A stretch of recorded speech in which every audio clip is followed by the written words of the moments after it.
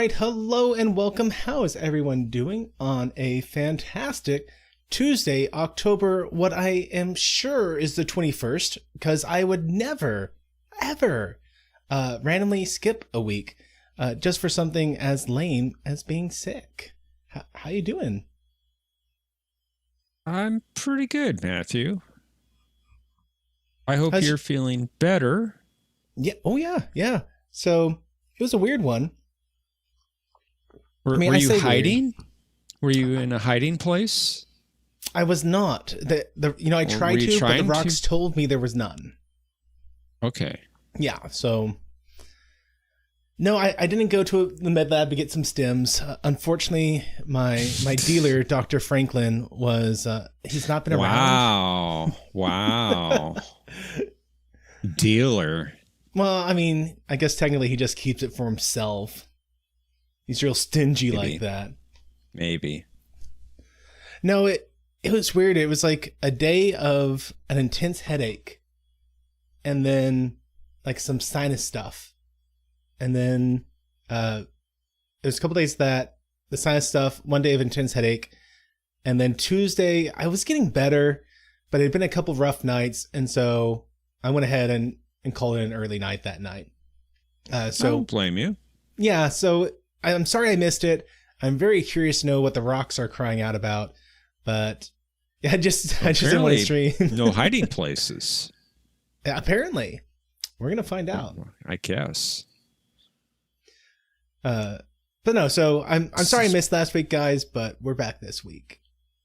Speaking about crying out, I hear you put out a short. I did? Today. Yeah, apparently. What? About audio? What? Is that right? What? Are you pulling my leg? NES audio chip that you... Are you pulling my leg? No. At least that's what I was told. I didn't put out anything. And I'm running to my YouTube channel. You could ask me 3 questions. Yeah. No. Well, I find it ironic that you put out a short about audio when you have typically audio issues. I mean, yes. But this was NES audio. Well, this is true. It was 4 years ago. I did a short on this NES expanded audio thing I was working on. Well, it's curious. Anna told me you just put on a short today. It must have, wow. It must have recommended a 4-year-old short to Anna from my channel. Possibly. I don't know. Because I definitely didn't do anything with it. Hey, Texas, how you doing? Hey, Hoot Owl. Yeah, the rocks cried out Paramount. No, they cry out no hiding place tonight. Yes, Paramount has no hiding place from their evils of stealing from Babylon 5. Let's see. You know what? During the intro, I'll see if I can't find this device. I was actually quite proud of this thing. I never did anything with it because I decided it just wasn't a viable product to try and make. But for the old NES, they have this port on the bottom of it, and most people never see this port. But it brings out all the pins, or most of the pins, that you would use for like your actual NES game. And there's a way that you can plug into this and pull out 4-player controllers. Like there's actually an adapter you can do to be able to do 4 players, but you have to buy a special thing. So I had this whole CAD file worked up that got lost with the old computer, I guess, now that I think about it. But I had this whole 3D printed thing. It would fit right on the bottom of the NES. I had the ports worked out, and it would just pop in, and you're done. And it was cool, but it's for a 40-year-old system, older, 40-ish year old system. Yeah, about 40. Yeah, that's right. Mid 80s, wasn't it? Yep. So what I should have done is I should have just uploaded all the code and stuff I did to GitHub and let got people the wrong make background again. themselves. It switched it. Oh yeah, What's going on with my OBS? That's weird. You got some timey-wimey stuff going on there, messing with your system. It's mini sodians again at work, I'm sure. So which wires do you need to cut in the NES to make it better? There's a pin on, it's one of the things to do, but there is a pin on the CPU where, as part of their copyright protection system, they had a chip on the NES and a chip as part of the CPU of the NES, a chip on the NES cartridge and a chip on the NES itself. And they would create a path to ground, and if that wasn't there, it would cause the screen to blink over and over again. And that's the thing where people would be like, oh no, my cartridge isn't working. I'm going to blow into it, and that will magically get the dust off, and then it will start working. Well, blowing in it actually did nothing. It put moisture all over your pins, which wasn't great, but it did nothing. It was the act of pulling it out and putting it back in again that cleaned the contacts and got it to work better. That's the only thing it did. And that's why it started working. A whole generation of people blew into their Nintendos for no reason whatsoever. Several generations, to be honest. Imagine that. Yeah. I mean, my nieces and nephews, whenever we pull this out, they instinctively understand if it doesn't work, you blow into it. They just know. There's something about it where you're like, hey, it's not working. Put it back in. I've done things like that. Yeah, Omni, it seemed to work, but it was actually something completely unrelated. Which fascinating thing about like statistics and things, where you can do something and you can even have it be a reproducible, testable result, and it has absolutely nothing to do with what you think you're doing. Science is fun. You get a lot of false positives. So I have a question for you, Matthew. Have you ever tried to decode a software problem, a programming problem on hardware that you don't actually even have access to? Oh, now that's an interesting one. That's what I'm doing right now. Not technically. Okay. I've at the very least had access to the software or hardware at some point. And so I had my own stuff that I was having to decompile, but like I understood what was going on in the background so I could work it out. I've got a program that works perfectly in a Windows environment, but there's a glitch in Mac. Oh. I don't have a Mac, and I'm trying to figure out how to resolve the glitch.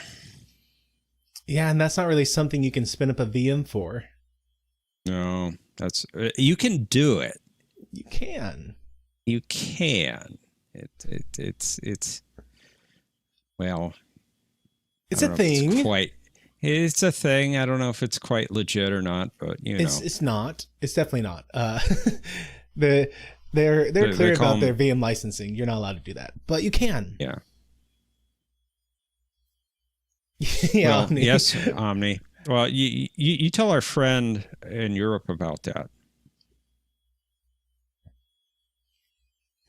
I remember I did set up a couple VMs of Macintoshes back in the day, and I was never super impressed with it. Like it's always been a hack job. Yeah. In fact, they call it hack and Tosches. Yeah. Yeah. And I've actually done that a couple times myself. So. And I saw that hoot, Al, that you can reinstall Windows 10 to get long-term support for it. To the year of the Shadow War. Just about. 2032, huh? It's definitely interesting. I've seen people talking about how weird it is that Windows is sunsetting an operating system that still has market share. Like this is never been done. 40%. Before. Yeah. It's like still like 40% of the PC market. And honestly, it's almost 100% which is a way of saying it's not 100%, I suppose, just with extra words. It's very largely due to the fact that Windows 11 has created artificial boundaries to adoption. And in the sense of you have to have very specific modules that not everyone needs access to. Like, it itself doesn't need access to these modules, but like, oh no, you got to have them. And if you don't, you can't install it. And so they even says that happened with XP. I don't know if it's quite the same because they still support it even up to Windows 7, which was the one that really broke the back of Windows XP. Windows XP had to be taken from my tight grip. I went kicking and screaming. I didn't want Vista. Oh, yeah. Even Windows 7, I wasn't a super big fan of. Oh, I thought it was infinitely better than Vista. Oh, absolutely. Close to XP, close enough. XP is the pinnacle of Windows to me. And let me make a minor defense of this statement. So okay. XP is definitely not going to win modern beauty standards. But when I went to XP and I said, you know what, I need to change my IP address, or I need to do something with the network card, I would go to the bottom right-hand corner and look, there's that little icon, my networking icon. And I'd right click it and say, yes, network properties. And it would bring up my network properties in right click, 2 clicks, and I would get to network properties. Now I'm going to click on network and internet settings, and I can kind of do some stuff here. That's 1 click. I do a 2nd click to actually pull up my actual card. They're kind of hiding some stuff in it. If I actually want the physical old way of doing this, maybe I can do advanced network settings. No, not quite. Definitely don't want to do the reset during a stream. That would be horrible. So not there. Maybe if I go to my Windows, I can type in network settings. Let's see, network. Nope, not there. That brings up something else. Maybe network properties. View my network properties. No, that's taking me back to the place I just was. See, it's removing it so many layers from where you want to be. I right click on Windows and I go to the Windows icon. I say network connections. I think I could get to it here. Nope, can't get to it there either. Like if I actually want it, I have to type in control panel. And in control panel, I think I can go to my network and sharing center. Yeah. And then I can go to change adapter settings. And now I finally got to it. There we go. I hate it so much. And I understand why they did it. They have to market computers for the dumb people. No offense. Ooh. I understand. Not everyone knows this. When it comes to art, I'm one of the dumb people. We all have areas where we're just dumb people, and we have to accept that. The IP address cried out, no hiding place. So everything's removed. Every single setting that I want to get quick access to is removed by a couple extra layers. I can't argue with that. And the layers they give us are dumbed down layers. So if I want to mess with my network settings, it's a dumbed down interface that I'm now working with that's less useful. I can't stand it, man. But Windows XP, it just took you straight where you wanted to go in a couple clicks. Because they said, if you're getting to this point, we're going to let you shoot yourself in the foot. If you really want to mess it up, go for it. And now they have the mentality of, we need to do everything we can to make sure that you can't hurt yourself. That's kind of what Wizards is saying. He said they have to hide things that can break your system because people like to click on things. I don't know if that's true. I teach computer classes, and I find people are afraid to click on things, so they don't learn about their systems. Interesting.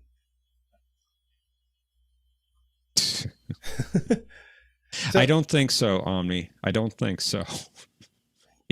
He's asking if I can run Jeopardy on my old Atari 8-bit computer. Well, you know, from the early 80s. Maybe. Maybe. It requires some custom coding. It would definitely require some custom coding. I could probably get close on an NES with enough time. Because I did do one of the fun random Matthew gets super obsessed with things randomly projects I did was I did a translation from Japanese to English of an old NES game that no one had done before. And so I learned like how to edit the NES files and how to move pointers around. Wow. It was real fun. Wow. I'm impressed. Thank you. It was a neat one. And I wanted to do more of it, but it's one of those things where it's like, okay, I can only have one hobby at a time, and this is too much of a time sink to be the hobby I want to do. But I just imagine it'd be fun to have a Jep nerdy NES game. And there's actually already there's already a Jeopardy NES game. So yes, all you'd have to do, I figured there would be, is edit the questions that are already in that NES game. Oh gosh. I gotta make a note. So which are you going to do first? The NES Jeopardy game or Nomad? No comment. No comment at all. No comment at all. I don't know. If it turns out that NES thing is like super, super easy, I might do just a couple as a joke and send it your way. That'd be fun. It would. Let's see. There's a lot of SNES JRPGs. Oh yeah. Yeah, there's so like the amount of gaming content that Japan gets that we don't is mind-boggling. Especially in the terms of the old NES and SNES games. Like they just assumed Nintendo of America assumed that there is no market for a lot of the content that was out there. And the stuff they brought over, they did a lot of weird stuff too. Like, do you remember the DuckTales game for the NES? Can't say that I do.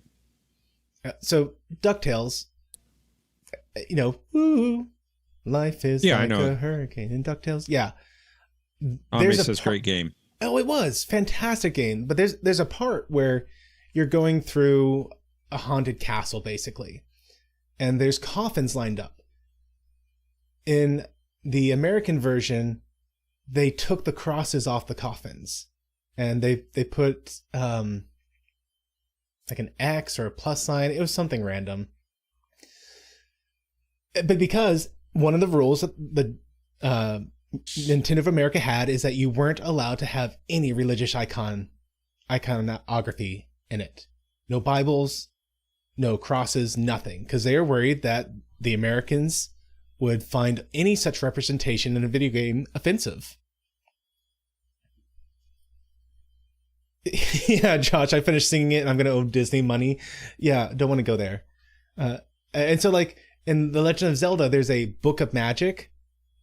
It's just the Bible. They just changed the name because they're worried that if they put the Bible in it, like people would freak out. In Castlevania, one of the weapons was supposed to be a literal crucifix, and they changed it to be an X because they're like, oh, can't have religious imagery in it. Wild. People get offended too easily. Oh yeah, and Ami, I get that was the mindset that there were a lot of Famicom games that would bore American players to tears. But I think it's kind of the opposite, that there's a lot of Japanese games that would have found a very large thriving market in America. And it's silly that so much of it was kept out of America. And the stuff that did come over, every once in a while they'd really mess up. Like there was a game where we only got the hard mode. Like there was supposed to be an easy mode, and for some reason they just took it out of the American import and said, nah, all you get is hard mode. Wasn't it the boomerang? I thought it was the cross.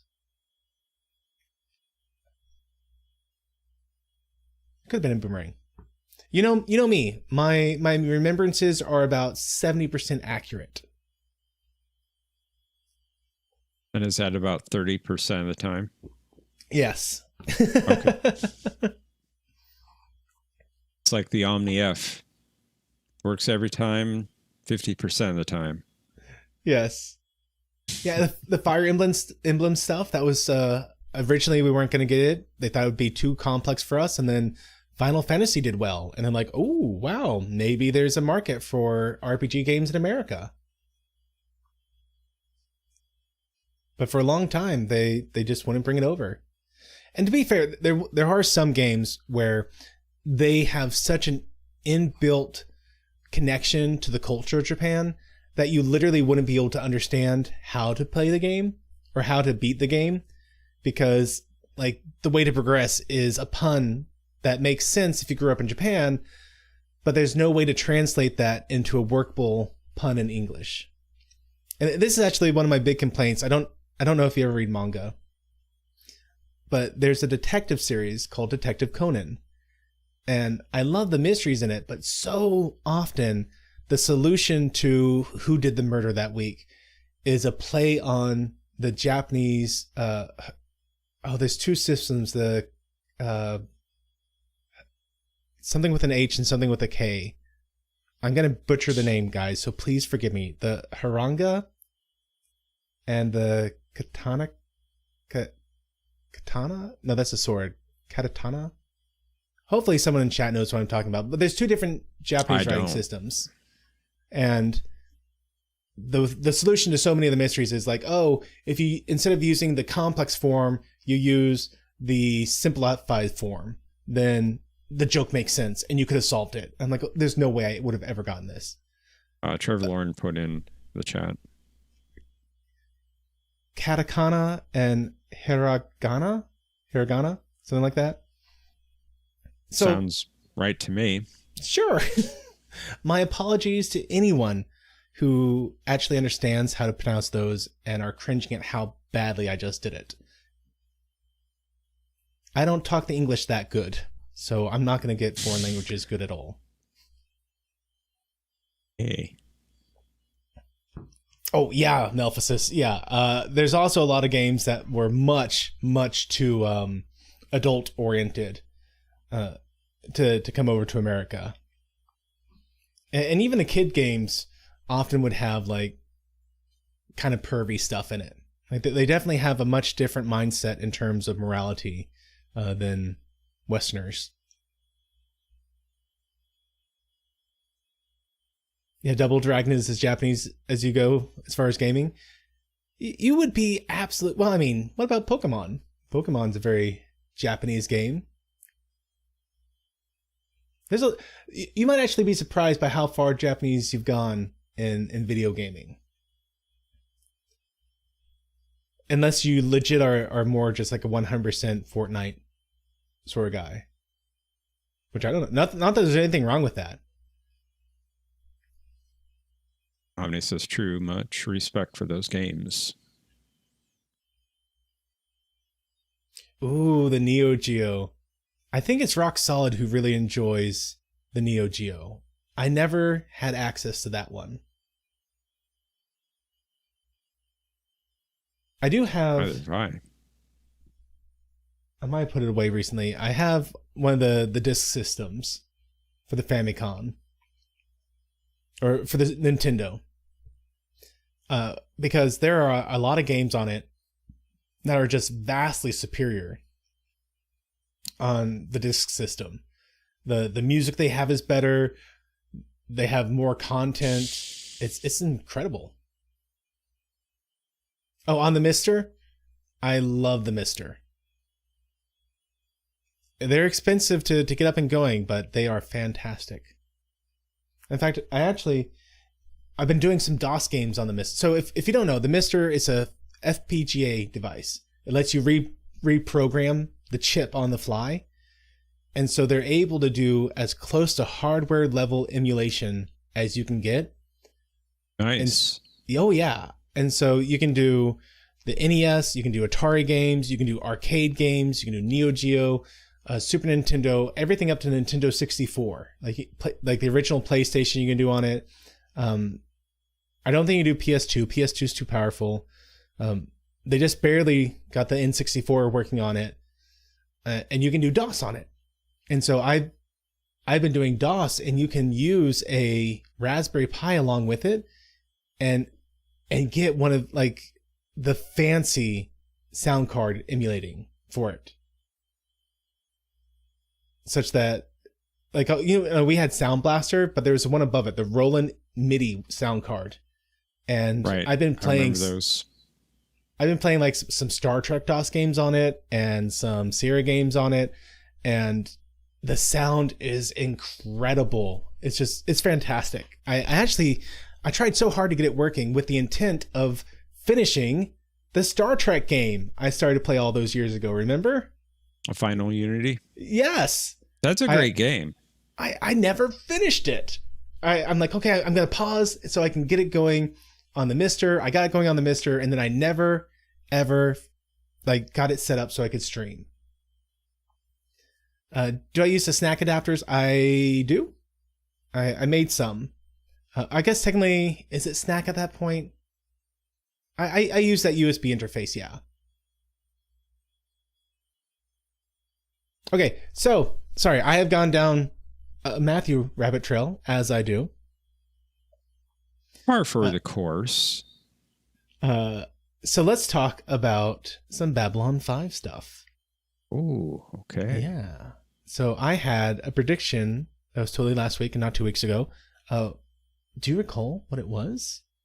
I think I do. You said that you really like the title of this episode. It sounds like it's an intentionally biblical name. You said the war is ramping up. There's going to have a bunch of refugees coming in and hoping to find safety at Babylon 5. They're going to have a rocky. I can't read tonight. They're going to have a rock cry out that Babylon 5 is not the safe place for them. Who or what is the rock? So it has to be a quasi-Jesus figure, you said. Is it the guy down on Epsilon 7? Wait, it's Epsilon 3. Epsilon 3. Drawl? Drawl is the one crying out, you said. You liked John's comment more, John DeMarco, concerning the earthquake from Revelation, where the people are terrified and cry out to the mountains to fall on them. However, you're going to stick with your guns. Sheridan will have some false hope concerning that B5 is the place of refuge, but Drawl will say, no, it's not the safe place. And the time is coming for Sheridan to make a choice of saving himself or saving those around him, which will lead him to go to Zahadum in a few episodes. And the White Star will be outmatched at some point in Season 5 and get badly damaged. Technomagus will come out back and upgrade the White Star. And because Londo has free chance to avoid his fate, he will squander the first two. The third one is where he will redeem himself. And is Morgana Le Fay from like Delivery from Avalon, Lita, or Mr. Buster? And I think we're going to be talking about one of these predictions of yours after tonight's episode. Well, that's my prediction. That's my prediction. Interesting. I tend to trust your prediction a lot more than mine. And yes, I 100% liked John's prediction more than mine. Because his prediction, like, it's almost a word for word copy. Whereas mine is like, oh, conceptually this sort of stuff is going on. Whereas in Revelation 7, 8, somewhere around there, you legitimately just 100% have 6, maybe 6. It's talking about how the people cry out for the rocks to hide them. John's so much smarter. Oh, John's amazing. I don't know how he does what he does. You know, Thomas, I think the reason I trust Jeff's prediction is because he's seen it several times. Yeah, I think that may have something to do with it. I think right on the nose. The rocks are crying out because I left them on Voyager. Well, they do have rocks on Voyager. You know, they come out of the consoles. Yeah, those overhead storage compartments they keep. Those two, yeah. All right, so let's go ahead. Let me pull it up here. Boop.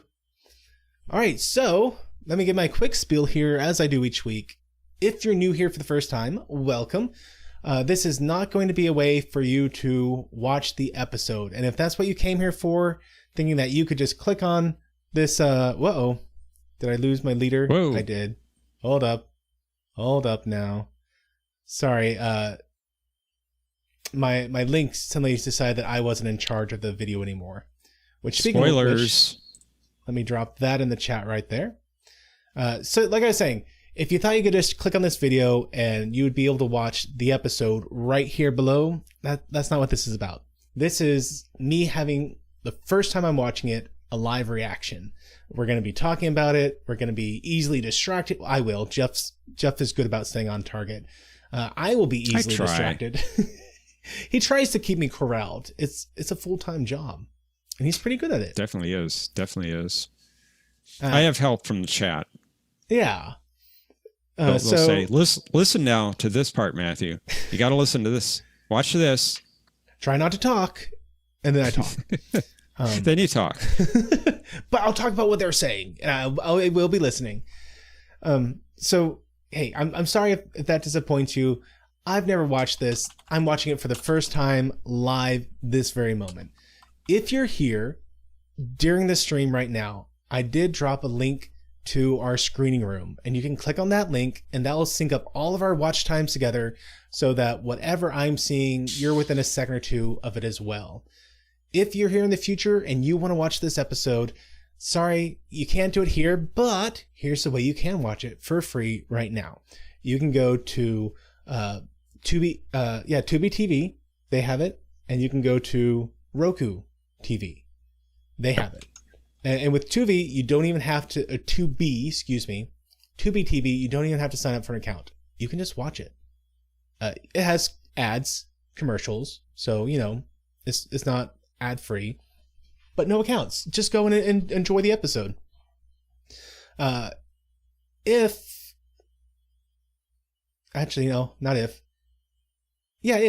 you want a better way of doing it, in my humble opinion. Yeah. Sorry. Yeah. If you want a better way of doing it, in my humble opinion, you can't beat having the physical media. And I say this each week. You can go to Amazon. They have it for usually about $68, maybe 70. All 5 seasons on Blu-ray. Fantastic quality. $67.61 tonight. Ooh. $67.61. And then the only thing that we've learned about those is that you don't get commentaries on them. No. So if you want physical media and you actually want to have some really cool content in forms of commentaries, you can go get the DVD versions. You just have to make sure they're the older DVD versions. The older ones, yeah. Not remastered. Which, yeah, you miss out on the remastering, but you get the commentary. So, in my opinion, you know, take with a grain of salt here, but in my opinion, if you want the best visual quality, go get the Blu-rays. If you want the, I hate to say best bang for your buck, but I'm going to go with that. If you want the best bang for your buck, you might be better off getting the old DVDs. And then you get, because honestly, I think the show stands up. Even at the lower quality broadcast TV resolution, I think it holds up just fine. And that Joel says get both. Oh yeah, or get both. Yeah, I'm just saying, like, if you're trying to be conscientious of how you spend your money, you can get one or the other. And I think that in terms of quality, if I want the high res stuff, I'm just gonna watch it on whatever free streaming service I want. If you want something extra, you get the old DVDs. And you know, most things have an upscaler anyway built into them. So you're going to get a little bump. Anyway, I'm going to get off my soapbox. And I'm going to say my last little thing, which is, let's say that you're watching your cell phone and I'm putting you to sleep because you're like, I've heard this 1,000 times. And you can't pull up the stream room. You can't pull up a second TV screen to watch your physical media or streaming, whatever you want to do. We got you covered. Once every 7 to 9 seconds, I put a still image right below. And that's what that box down there is. There we go. That box down there. Yep. It's hard to get the angle right. Yeah. There we go. Yep. No, there's no audio in it. Sorry, I'm a goofball sometimes. There's no audio. There's just an image. And if you hear audio for any reason, let me know so I can fix that real quick so we don't get into trouble. Because the goal is not to piss off the content owners of this, the copyright owners. Language. Excuse me. I'm not out to make the copyright owners mad. It was hard to do the streaming stuff for Voyager, or not streaming, the YouTube, the reviews for Voyager, because they, oh my goodness, they would claim my entire video. And like, hey, you did Voyager reviews? Oh, ages ago. Yeah, 1 or 2, nothing major. Okay. I don't remember that. It was a long time ago. But I usually have to upload, re-upload them several times because, Viacom, CBS, they'd claim the whole thing. Like, I'm like, hey, there's parts where I'm on screen and I'm talking. That's not you. But no, they just claim the entire video. Oh, it's easier for them. Yeah. So I very much appreciate the fact that the content or the copyright owner of Babylon 5 has been okay with this and hasn't flagged this. And I want to make sure that I don't give them any reason to do it. Because, at the end of the day, we're here to enjoy the show. We're here to even promote it. And I want to make sure we get to keep doing that. So let me give you a quick 3 countdown so that if you're here in the future and you want to hit play on your physical media right when we start, you can try and get it all synced up. So let's go ahead and do this. 3, 2, 1. Hit that play button, everyone. Yeah, Z minus 14 days. Wonder what that's about.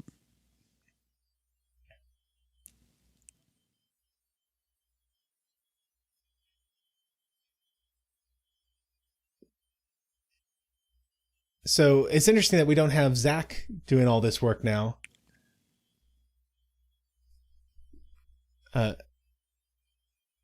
So one of the things we established a couple weeks back ago is the fact that the shadow spiders seem to be able to be held in place by telepaths. Hey, telepaths. I had to slow down for that, but I got there. They can be stopped in their spot by telepaths. And they actually were able to use this fact to gain a decisive victory. Indeed. But as a result, we've been trying to recruit as many telepaths as they can, but they have to be at a high enough level. Hey, the monks. Yeah, I remember those guys. Franklin's still on walkabout. Brother Theo. That's right. Brother Theo, who used to be Droll, right? Wasn't he originally the actor who played Droll and then... I think so. Yeah, Omni's saying yes. Good memory, but not about anything useful. Thank you.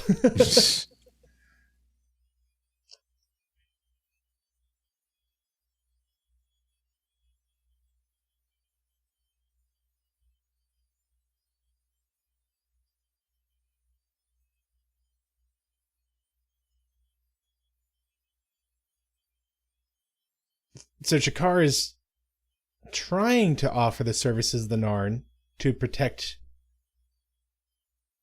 some of the telepaths. Ooh.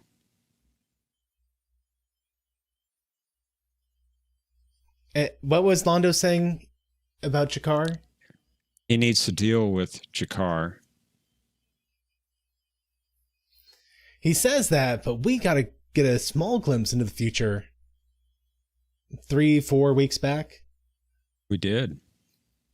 Where Londo and Jakar killed each other in the future. But in the future, indeed. Yeah. Which was really a wonderful twist, because we got to see that prophecy happen several times, or referenced once, seen once or twice, and then to actually see how it happened, and that it was actually a moment of self-sacrifice on Londo's part and something done unwillingly on Jakar's part. Fear does not like that. Yeah.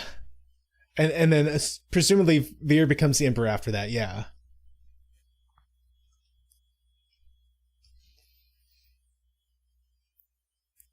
And yes, I blanked on his name. I can remember that Brother Theo used to be Droll, but Veer, I literally just said his name. Veer did not look happy about the plans that Londo has in store for him.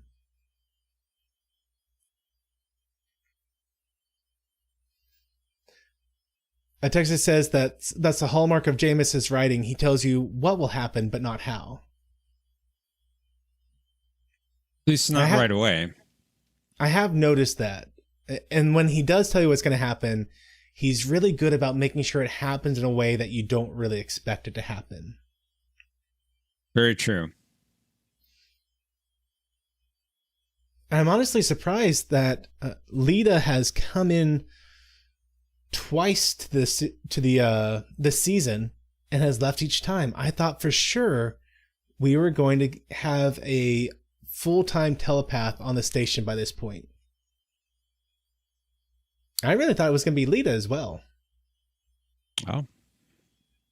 Surprise. Hasn't happened.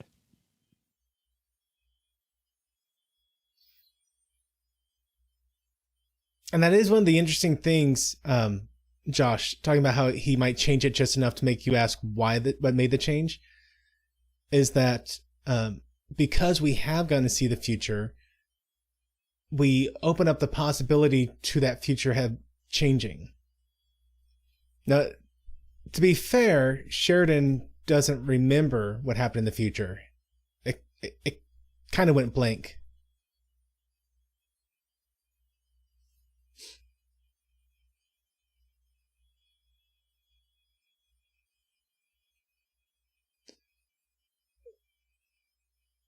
So we have a meeting of some different heads of, or different religious sects here.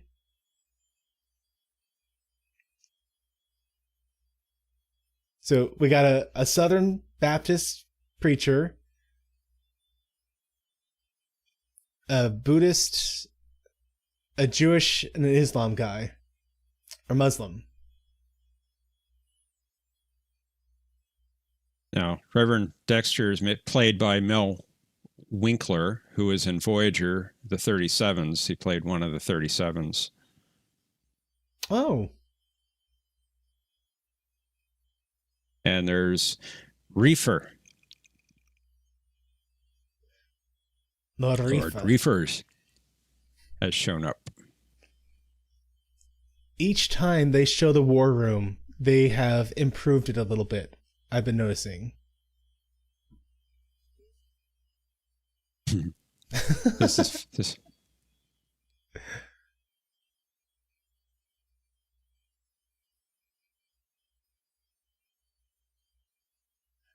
And I'm curious if the reason they've been doing that is an actual production reason, where it just so happens that they've been building this set out, or if this was an intentional part on JMS's choice to be like, hey, we have this room, but it's being built up, and we're seeing week after week a couple more things added and a couple more details filled in.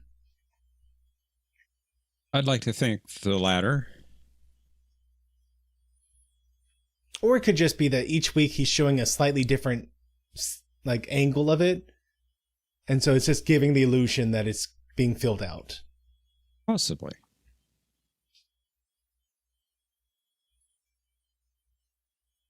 And Sheridan is cranky.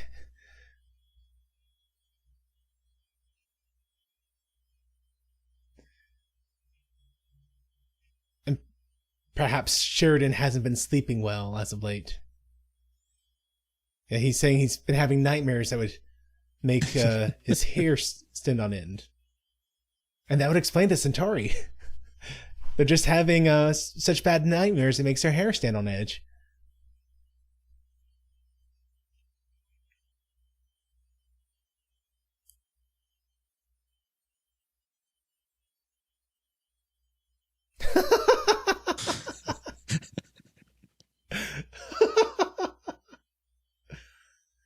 So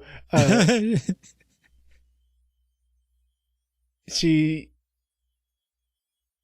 arranged dinner between Sheridan and some other people, and he's saying, I don't have time unless they come here. The answer is no. It's just, I already said yes.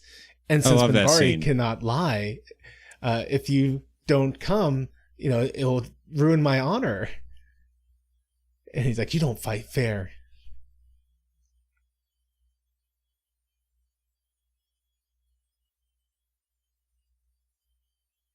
Oh, Natoth.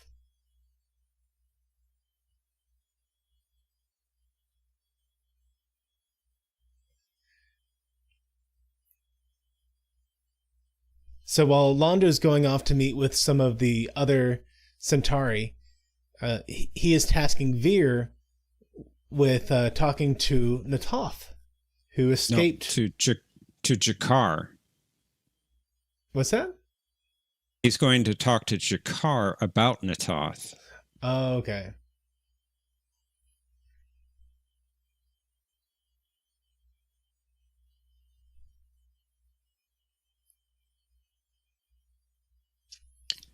He's trying to get Veer to convince Jakar that Natoth is on Narn, and he'll go there because he's concerned about her, and then they'll capture Jakar when he's on Narn. Okay, so I did follow that. One thing I didn't catch is whether or not Natoth is actually alive. They didn't say. Okay. Ooh. Veer standing up for himself. He's saying, no, I won't do this. And Londo's saying, yes, you will, and kind of got some threatening music coming in behind his words. And he got some threatening words with the music, too. He's saying, I'm going to destroy your house, basically.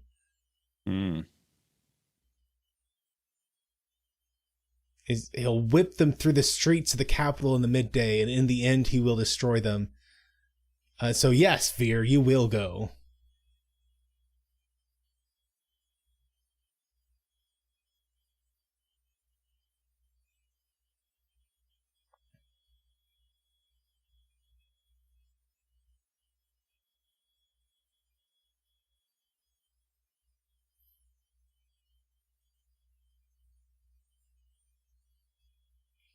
And so the Centauri here is talking about how apparently at some point Babylon 5 had asked Centauri to recognize them as an independent government, because if they had the official Centauri recognition, they thought that would make their claims of independence more legitimate. But he's very dismissive, saying not there's much here to be independent about.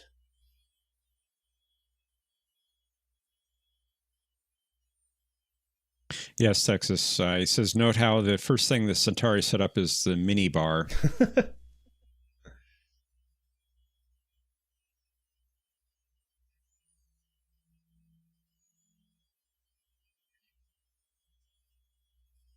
And this new Centauri is pointing out that while at one point Londo was a very insignificant individual, now he's actually kind of going neck and neck with Lord Rifa, that he's got a lot of people coming over to his side.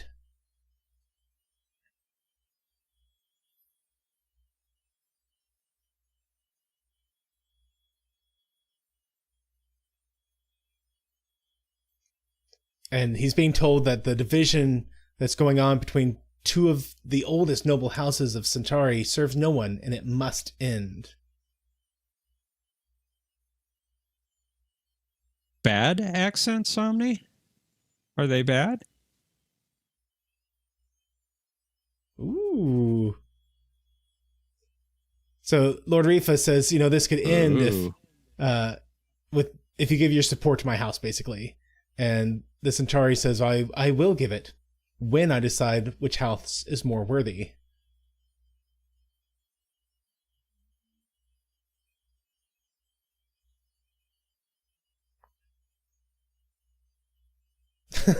Thomas wants to know, does he sound Russian or Scottish? Neither, Thomas, neither.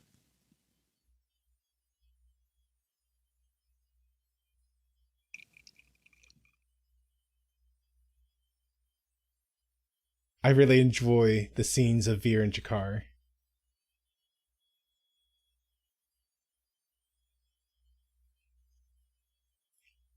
I love the body language Veer is doing in this scene. His unwillingness to look at him, the hunched shoulders. He really does a great job conveying his, one, just sense of selflessness, low self-esteem, but two, just his complete uncomfortableness in this situation.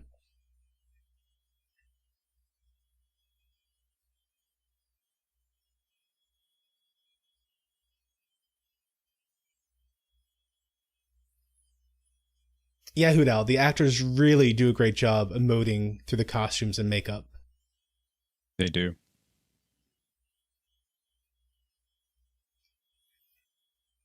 And this new Centauri is saying the same thing to Londo that he said to Lord Rifa.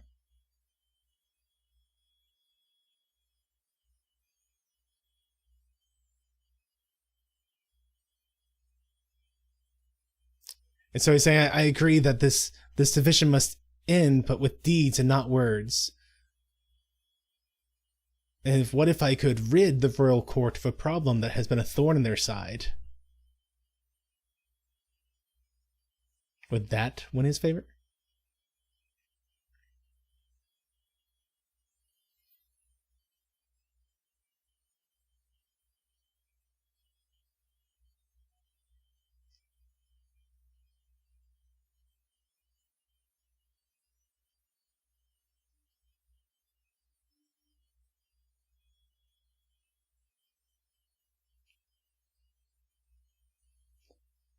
And Veer is saying, how can you do this to me? You're using capturing Jakar just as a pawn to raise your position, which he really shouldn't be. Yeah, as soon as he says that and they walk off, one of the guards goes to tattle. Notice the guy on the right? Do you recognize him? Yeah, Stargate. Stargate, yep. Good father. He was also in 3 roles on Star Trek. Oh. Yarka is the one I remember the most. The Jorn Vedic was going on about Trakor's third prophecy.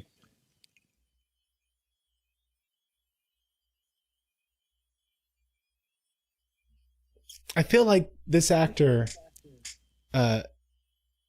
Eric Avery, is what Omni's saying. I feel like whenever they needed, for a long time, like in the 90s and early aughts, I guess what they call it, early 2000s, if you needed someone who looked vaguely Egyptian, Middle Eastern, he'd be the guy you get. He'd be the one you cast. So I wonder what they're going to do with this information that the good Reverend gave to Sheridan from back home.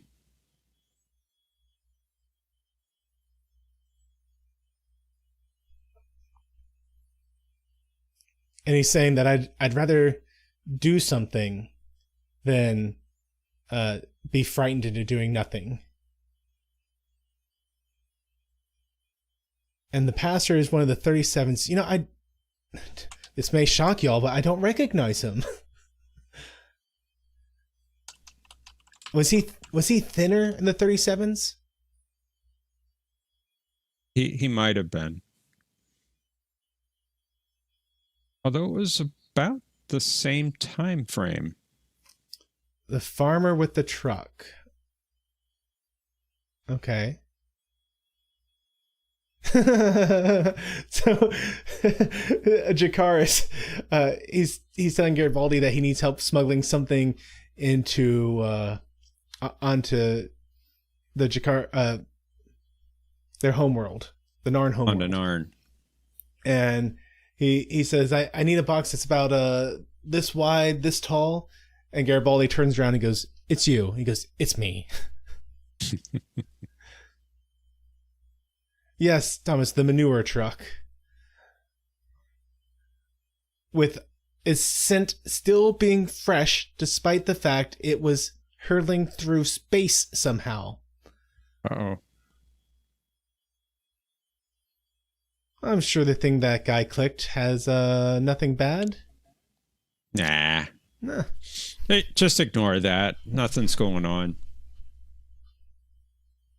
Yeah, the scent was vacuum preserved. Sure. And the gas survived in the gas tank. Yeah, Uh-oh. And so Lord Rifa is saying, you're going to tell me what Londo is planning, or you're not leaving this room alive.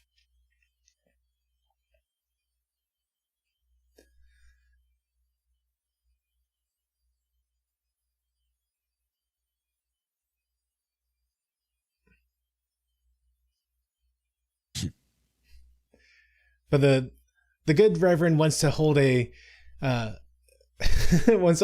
church service here.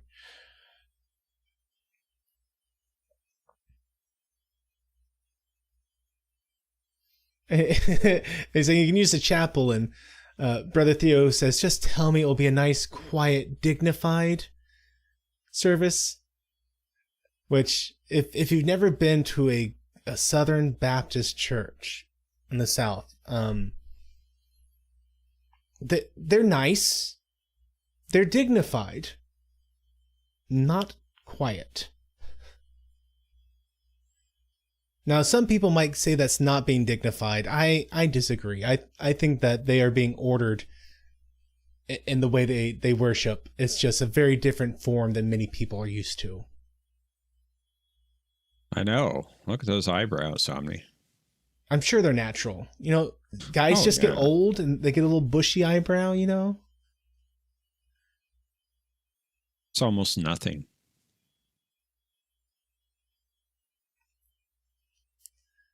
And so Rifa is coming at it from the opposite direction. That he's saying, if you help me, I'll give you a title. So where Londo was saying, if you don't help me, I'm going to march your family through the street whipping them. Reefer is saying that if you do help me, I'll give your family a title and let you go back. And they have a telepath here who is ripping the knowledge straight out of his head.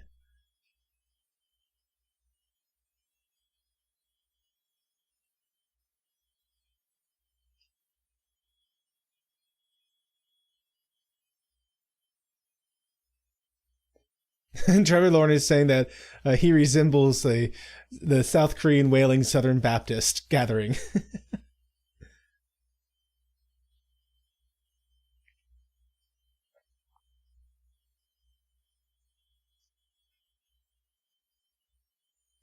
And now that they have what they want, they say he will be attended to, but the guy who comes in with it looked like a very long-barreled weapon. I don't know what sort of tending they're going to give him.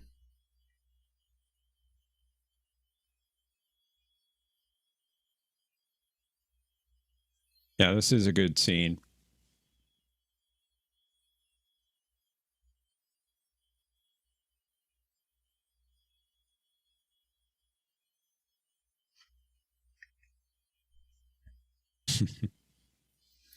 The Reverend is talking about how when you get older, your legs get funny. When you sit, they want you to stand. When you stand, they want you to lie down. When you lie down, they want you to go for a walk.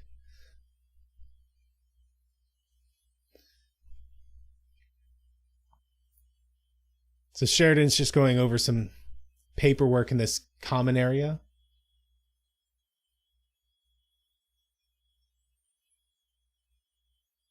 Recycling reports, oxygen consumption. It's his office? Ami's right. This is his office.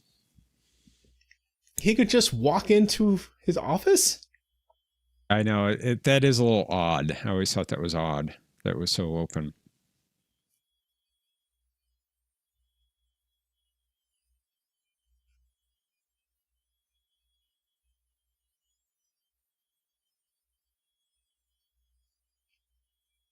And so the Reverend is noting how everyone comes to Sheridan for not just work, but for responsibility, for advice, for help.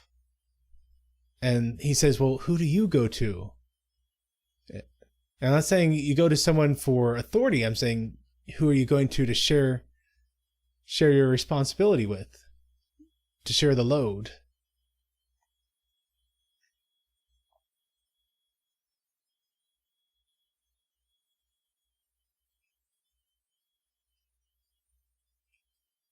And the Reverend is pointing out that he's seen this happen several times, that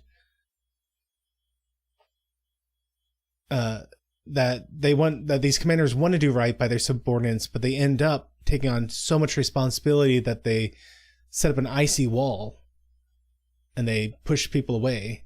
They isolate themselves. And Sheridan goes, they get cranky. Yeah, that's a great word. Crotchety.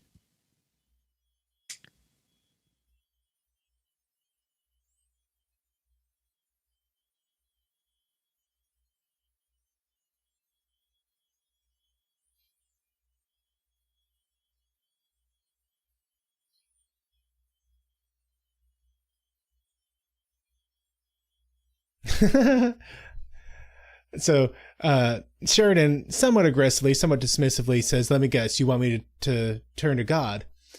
And the Reverend, he basically says yes. He says, when God comes knocking at your door, you're not going to need me to tell you what that sounds like. He said, but, after God made Adam, he made Eve.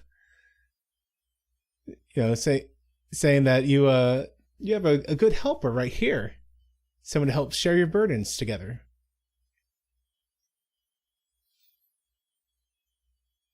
And Sheridan gets a little huffy about that.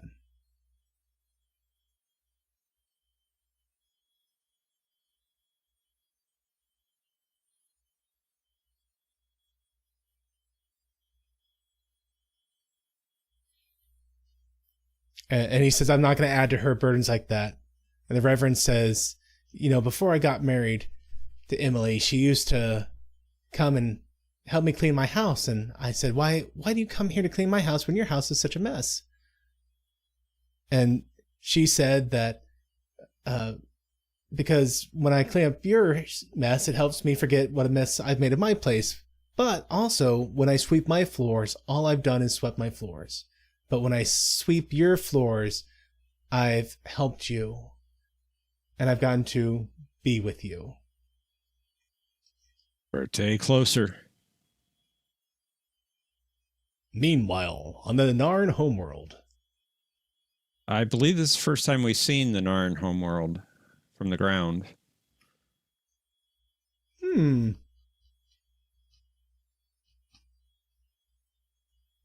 Okay. Yeah, he was saying from the ground.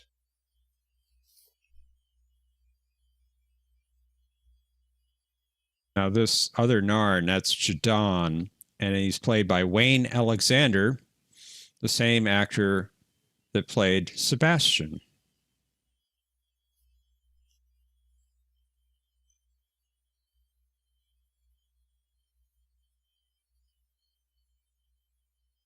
He's doing a different voice. I can't tell.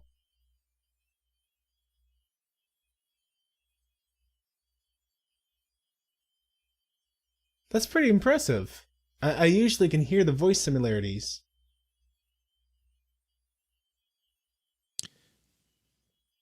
You're right, Omni. He does play other characters as well.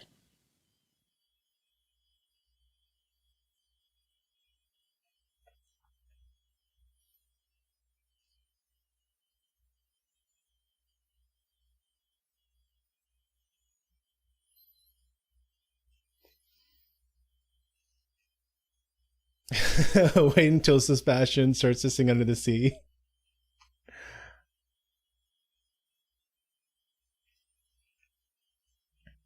So Lord Rifa has skipped off to the Narn homeworld.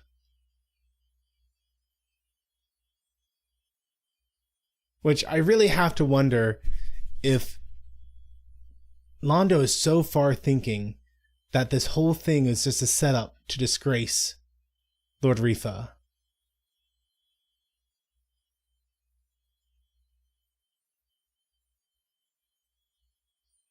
Hey, Mr. Miles, how you doing? Greetings, Mr. Miles. Long time no see.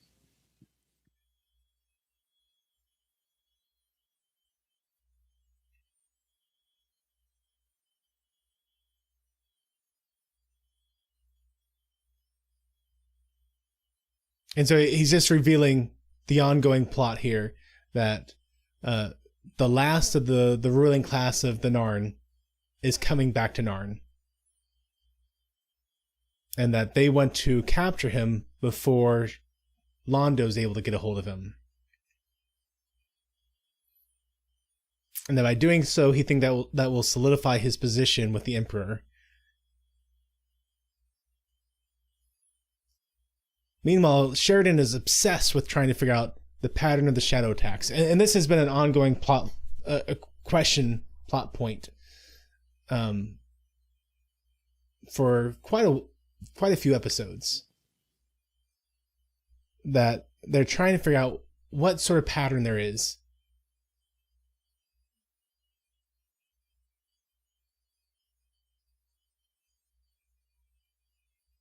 Which, if only they had some sort of AI thing to analyze this for them. Well, they disabled it, remember? And they did, yes.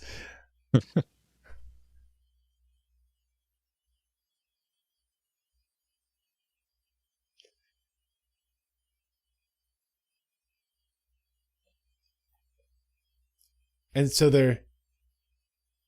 they're confused as to why the shadow spiders have left a center of a sector completely untouched. They've actually gone around it rather than go straight through it.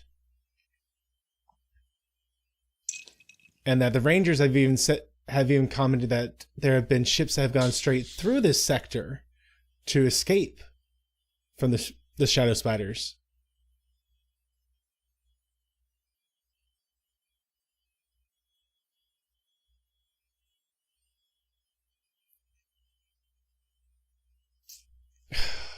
Okay, bad history there. Well, we might come back to it later. I don't know. Yeah, it is a bit bad history.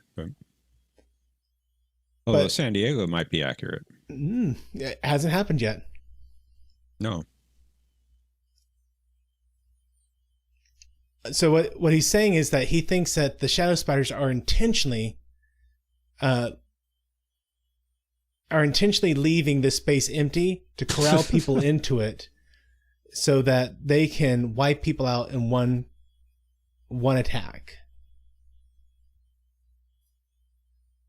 And so he talks about how we just need to think like them, and she's like, "Nope, it's time for bed. You're not thinking like one of them." Perhaps some a little cultural miscommunication going on there.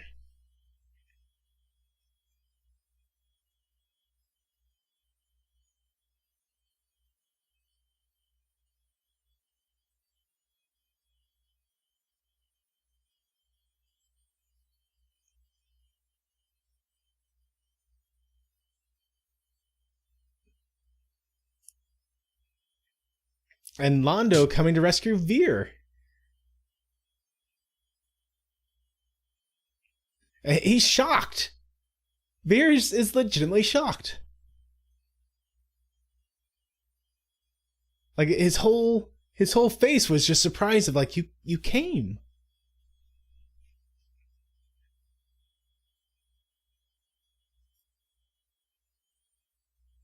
And yes, Mr. Miles, her thought process is clearly that you don't think like evil, even if it's to defeat evil. Whereas he's coming more from the perspective, to defeat your enemy, you must know your enemy.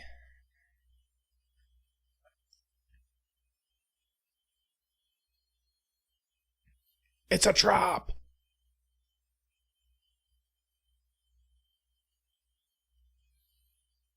And Thomas is telling me to make sure I talk over this part. So let's talk about the historical inaccuracy of the Hiroshima comment.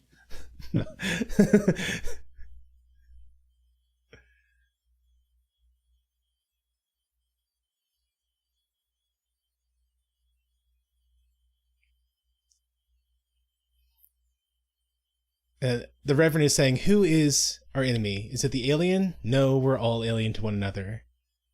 The enemy is fear. It's ignorance.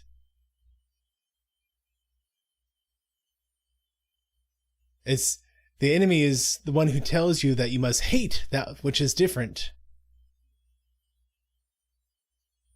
And he's saying that same hate will destroy you, which somewhat appropriate commentary for what's happening on the other scene going on right now.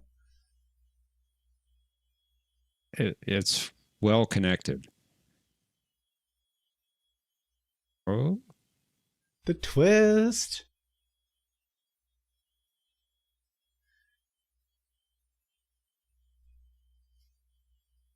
And Jakar pulls out a hollow transmitter. And it turns out that the guards assigned to Rifa are loyal to House Malari.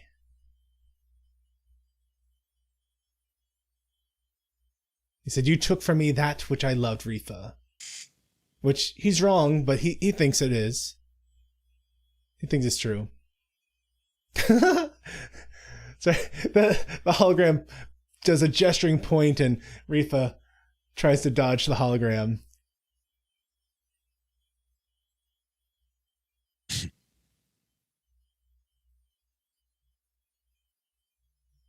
He says, none of this matters to Jakar and his associates, but I do think they care about what you've done to their associates, to their friends.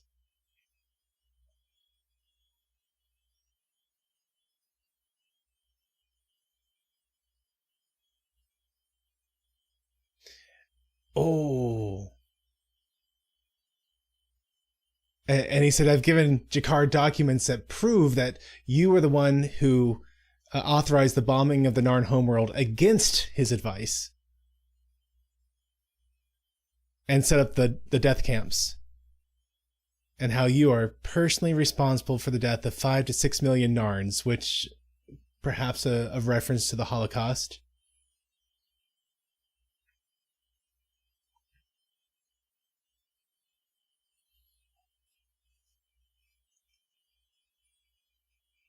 And he's saying, on the off chance that Jakar might not believe me, I've arranged for 2,000 Narns who are now in custody to be freed.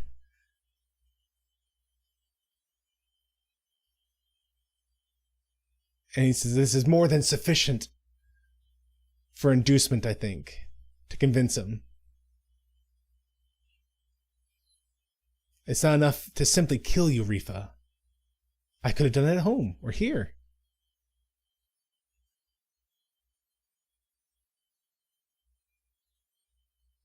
It says, but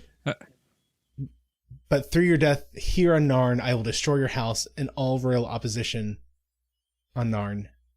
Or on Centauri. That's a good point, Hudao. Jakar has already been in Londo's mind for vetting this story. It's true.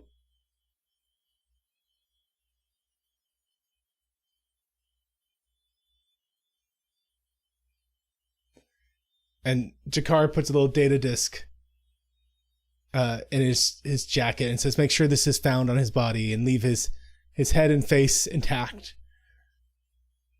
And off he goes running. And then we get some gospel singing. There's no hiding place down here. And I went to the mountain for a hiding place, but the rock cried out, "No hiding place."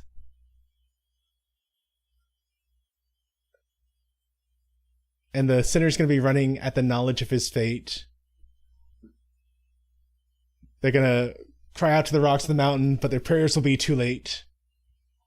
Which means John was right. That is the reference they were going for. Indeed. And there's no hiding place on the mountain.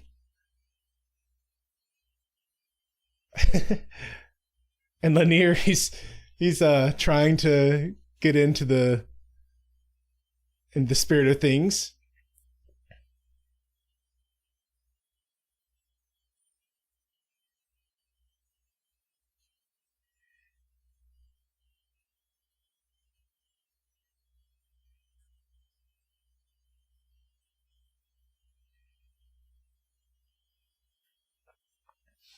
I know there is one who accidentally pulled his punch.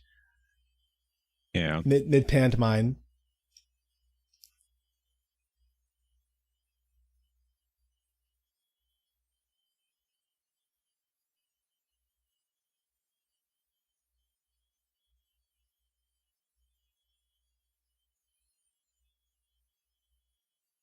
And now the crystal is back in Londo's possession. He's saying this data crystal was found on Lord Arifa's body.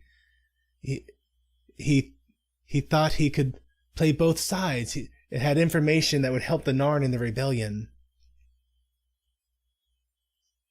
He said by helping the Narn resistance, by encouraging acts of terror, he thought that it would create enough public outrage that he'd be able to move his own people into positions of power. He said, from what I see here, I suspect he was even planning on killing you. Because you were getting in the way of his plans.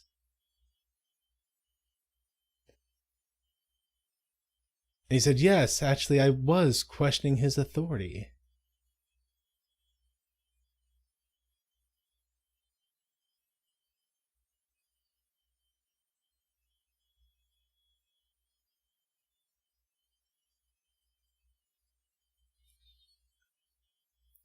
That crystal looks like a jelly baby to me for some reason.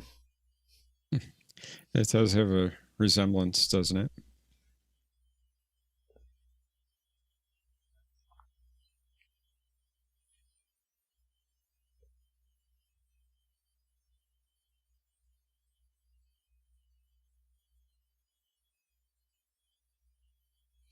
And Nanu says, "All right, Vir, what is it? You have that look again."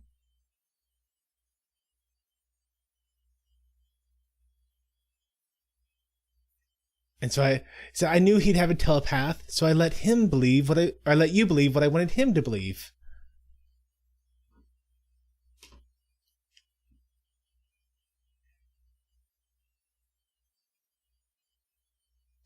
And Veer says, I used to think I knew you, Londo, but I didn't ever know you at all, did I?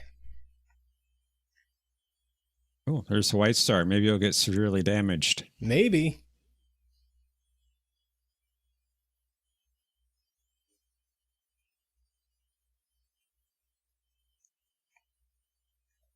Yeah, Omni's saying the same thing. Let's hope the ship doesn't get severely damaged here. Oh. And she's saying, now that we know what the Shadow Spiders are planning, we have an opportunity to launch a major counter attack.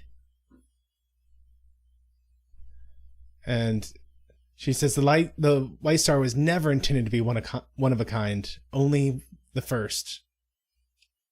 Look at all of those white stars.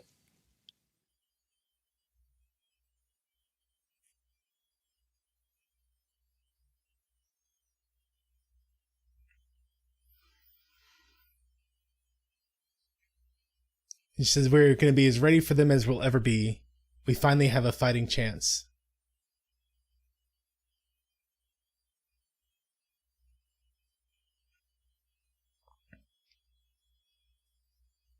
And they're just so moved by the sight of the White Star Fleet that they can't help but have a little kiss. Z minus 10 days. That's a good point, Texas. Last episode, Naroon said the religious cast was building warships, plural. Oh. So a little hint there. Well, Jeff, what did you think of the episode? Oh, I love this episode. Who would have thought Jakar and Londo would scheme together? Yeah. Maybe a little sign of things to come there? Maybe. Maybe not. Maybe I think they had a mutual interest there to help each other, so they took it. Will it happen again? Who knows? That's the first step.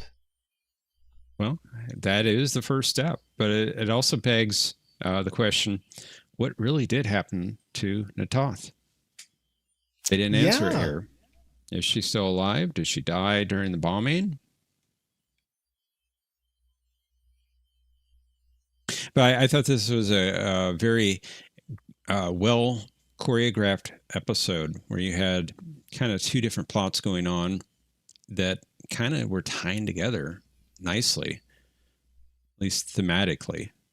Yeah. And we haven't seen a whole lot of that in Babylon 5. We've had a lot of A and B plot stories, and the two really don't tie together or tie together very well. This one I thought was well done in that regard. Yeah. So, hey, John. Hi, John. You had the, I guess the A plot would have been what was going on with Londo and Rifa. It's certainly A plot by the episode title name, but I feel like also they really focused more on what was going on there and used the plot of the Shadow Spiders kind of to provide some padding between the scenes. Maybe. But again, it was, I thought, well tied together. Yeah. Yeah, it's just usually the B plot, or as of late, the B plot has been extremely important, but it's more of a, hey, while the A plot stuff is happening, you need to understand that this B plot stuff is also going on. That there's many things going on in this universe. It's not a neat little, oh, the whole world stops so this thing can happen. Right. It feels like a real world, well thought out. And like you said, a lot of things going on simultaneously. And that's one aspect I love about this show. And yes, Mr. Miles, this is my first time watching Babylon 5. It's always been on my to-do list. I've actually mentioned this before, but in college, when I left the first college I tried to go to, my old roommate, who ended up being the best man at my wedding, his new roommate was very much a Babylon 5 fan, and he tried to get me to watch it, and I never got around to it. He also ended up being one of my groomsmen, and he was the guy I worked for last. Well, one of my best friends, but I never got around to watching it. So we finished up Sequest, and I was looking to do another one, and Jeff and I had been talking about it, and things had been stalled out for a year or so, and then things just aligned for us to start this up. And we're almost 3 seasons in now. Yeah. Almost done with all 3. Wow. Just 2 more left. Yeah, just 2 more for this season. The singer at the end of the episode, that was Marva Hicks. She played illusion or hologram, depending on the episode, of T'Pel, Tuvok's wife. Oh. Okay. It's the same actress. And the song she was singing at one point referenced Jesus. And I don't know if you noticed, when she sang the word Jesus, the scene switched to a shot of Jakar. which I thought was interesting choice. I did not make that connection, but yes. I don't think that was accidental either. I don't think it was accidental. They have made him out to be in the chat. They have made him out to be not a messianic figure before now, but definitely a prophet figure. Mm-hmm. Yeah, I'd agree with that completely. So, what do you think the Z countdown's all about? Ooh, I would say until Zahadum. A distinct possibility.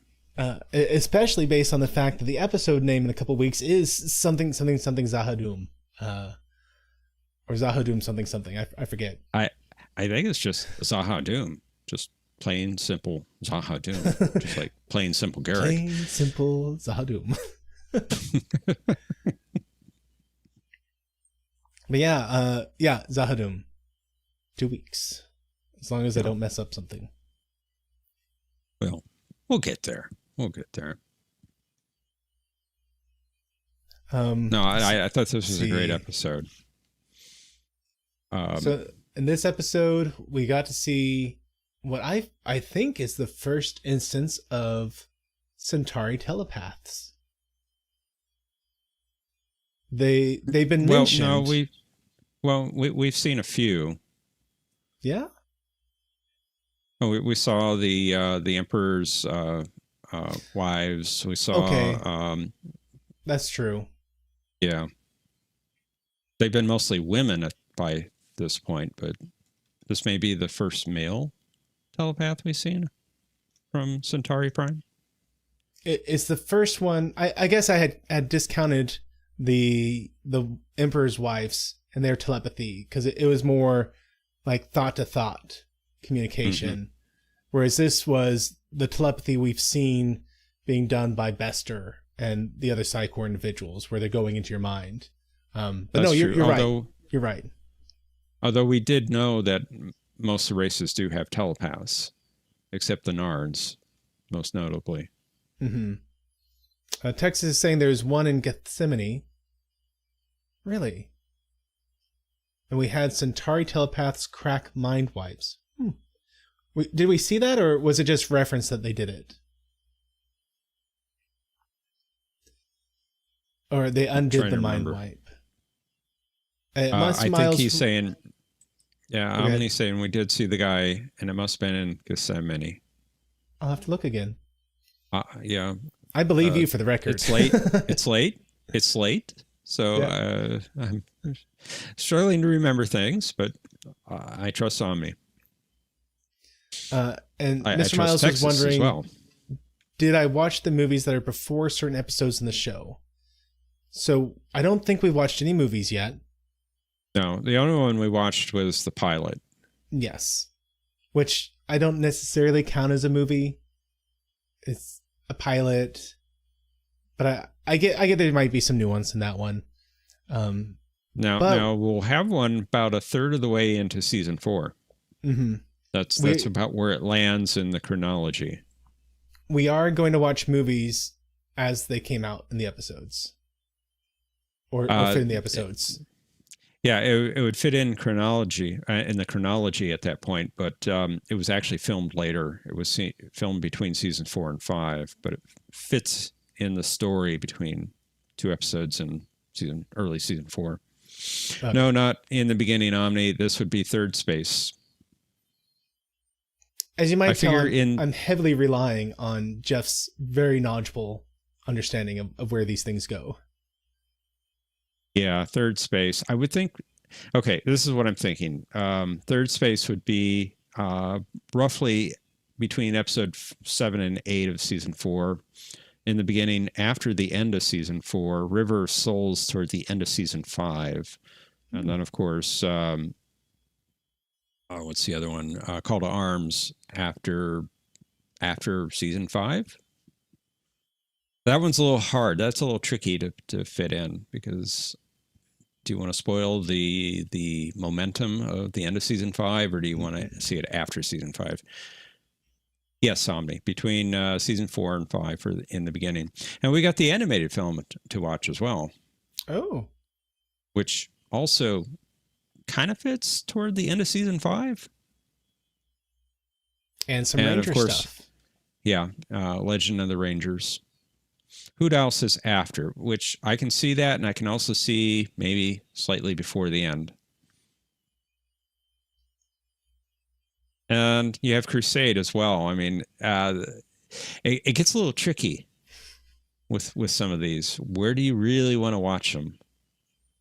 Because one of the things we got to balance is that I don't want to spoil anything that would come up naturally in the TV run of the series. I don't think they really spoil anything.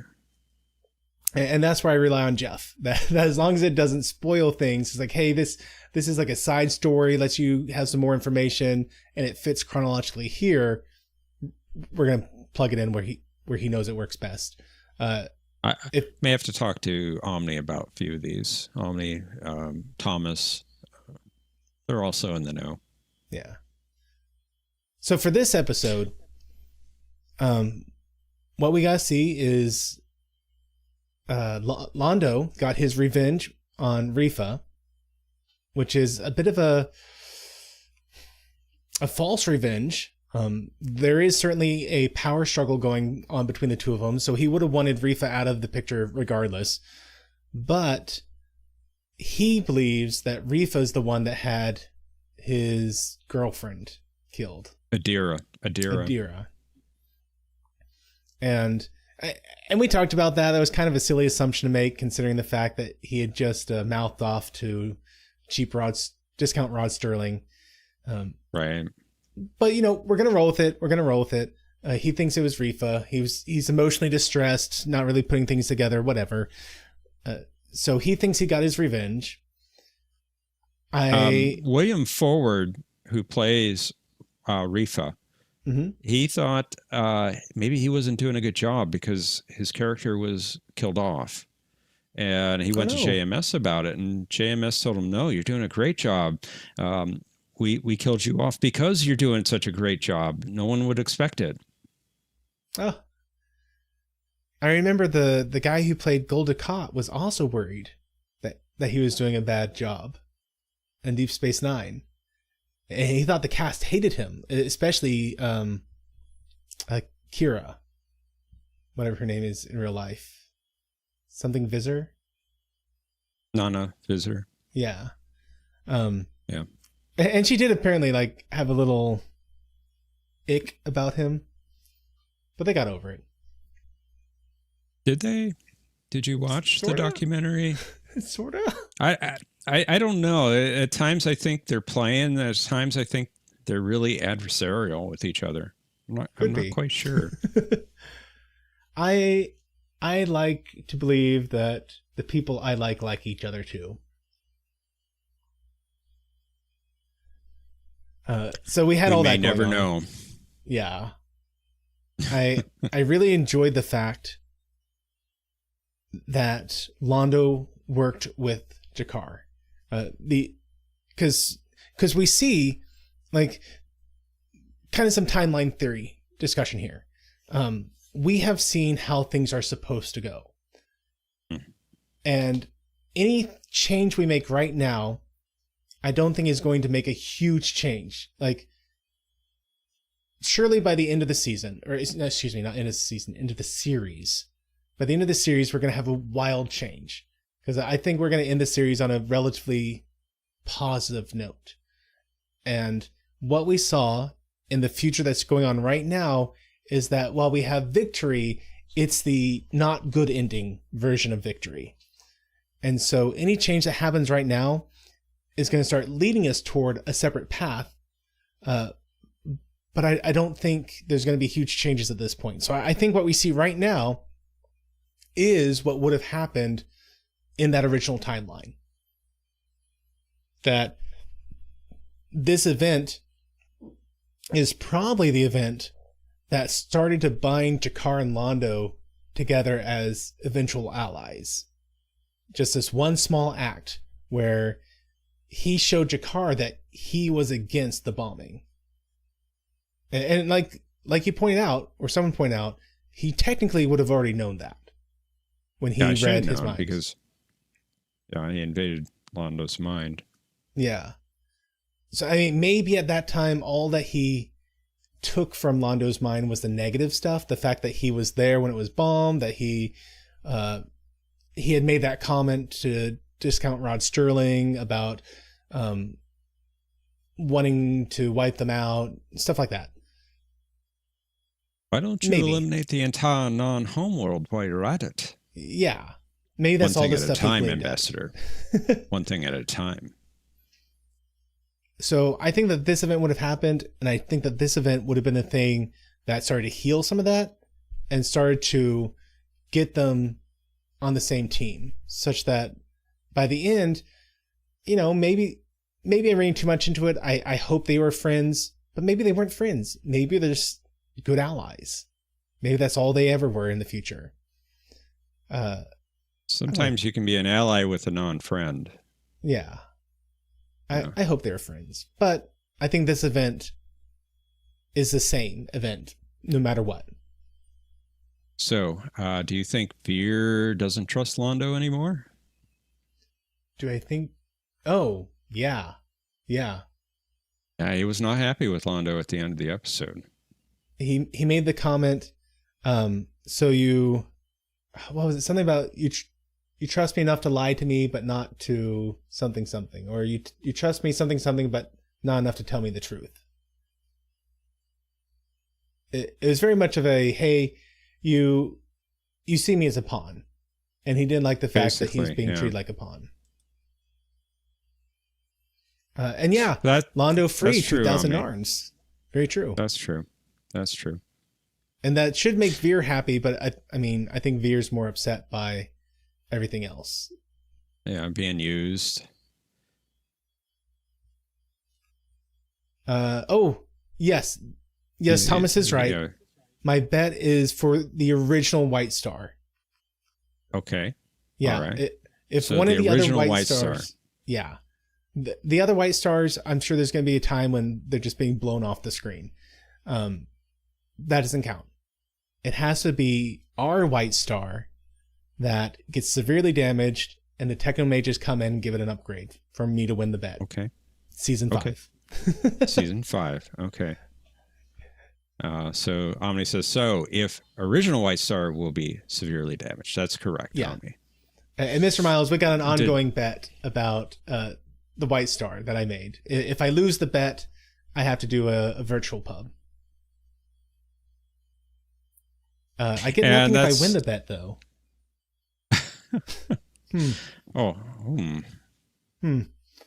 The bet is that there's a common trope where you have a weapon, a ship, something that is supremely overpowered, and where everything else is losing, this one ship just wins victory after victory after victory.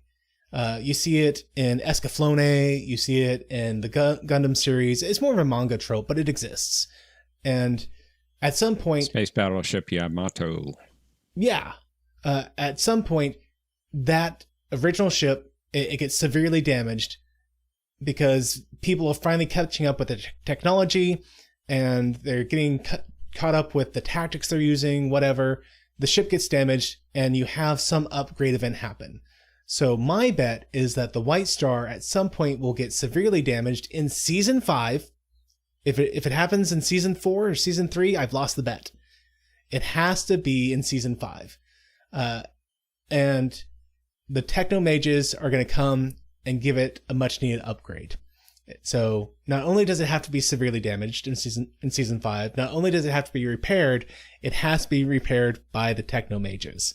And this is what I was referring to as my prediction, that we would have this discussion at the end of the next episode. And when I say overpowered, we've seen so far it's been the only ship. And to be fair, this is more about Sheridan's tactical knowledge than the ship itself. But it's been the only ship that's been able to win a decisive victory against the Shadow Spider ships. other than the Vorlon ships, which did come in at some point. Yeah, that's fair. So by our standards, it's been the only one that's been able to go head to head with a Shadow Star ship, which because it's based on Vorlon technology. And yeah, now there's a White Star fleet, but I got till season 5 to win this bet. And other things, there's the 3 prophecies of Londo. I was just going to ask about one of those 3. The 3 prophecies were: do not kill the one who's already been killed, or the one who's dead. Already dead. Who's already dead. And the first one was something about the man with one eye, wasn't it? Or the save the eye. Just save the eye? To save the eye, yeah. Let's see. Must save the eye. Yeah, I don't have these written down. 3 prophecies. The eye that doesn't see. Londo. Save the eye that doesn't see. Thank you, Omni. Yeah, you must not kill the one that's already dead. Don't kill the one that's already dead. And the last one, okay. You must save the eye that does not see. You must not kill the one who's already dead. You must surrender yourself to your greatest fear, knowing that it will destroy you. So by having Rifa killed, who he supposedly already gave poison to, which would kill him in the future if another ingredient was introduced, did he squander that one of not killing the one that's already dead? I don't think so. And okay. I specifically don't think so because I think we're going to see him failing the predictions in the order they were given. Okay. So I think that, and this is something we discussed in the past as well, that I think that by the very nature of storytelling, that when you give someone 3 prophecies and say, hey, don't screw this up, you're going to have 3, don't mess this up, you're going to have 3 chances to change your fate. I think by necessity of storytelling, you're going to fail 2 of them, and that'll have the maximum tension when the 3rd one happens. And the first 2 you're going to fail, it's only going to be after the fact that you put together that you failed. So I think the first thing is he's going to fail in saving the eye that does not see. And we've talked a little bit that maybe that's talking about the relic, the Centauri relic about the eye. So I could see him getting an opportunity to save it, and he doesn't. I think it'd be very poetic if he ended up having to choose between the eye and Jakar, or the eye and Veer, and he chooses to save Jakar. I think that'd be the most poetic. But whatever it is, after he does it, I think that's when we're going to have the flashback. I think they're actually going to call it out, like, hey, this was it. Because that really raises the dramatic tension when you absolutely realize that you've missed it. Now, JMS, he does things a lot more skillfully than I really give him credit for. So I could see him not... amazing. Oh, yeah. I could see him not calling it out at all.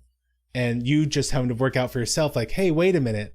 I think he failed it.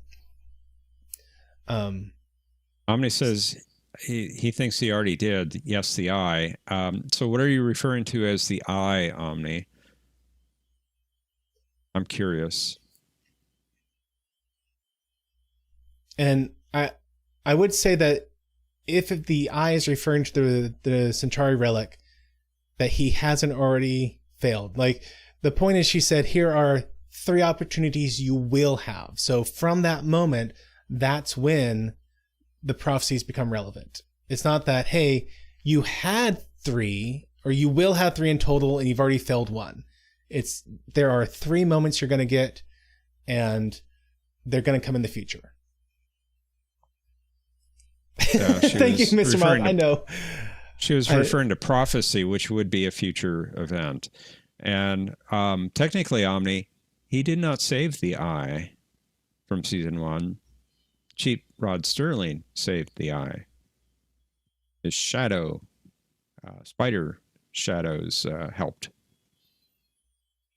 Now, to be fair, I mean, I've talked about how I think he's going to fail the first 2. It could also be, and a very interesting twist of this would be that he ends up succeeding in all 3. And that each time he chooses a better path, such that at the end of the series, he actually gets the best possible outcome. That would be an interesting take, but I do think that the dramatic tension makes more sense for him to fail the first 2.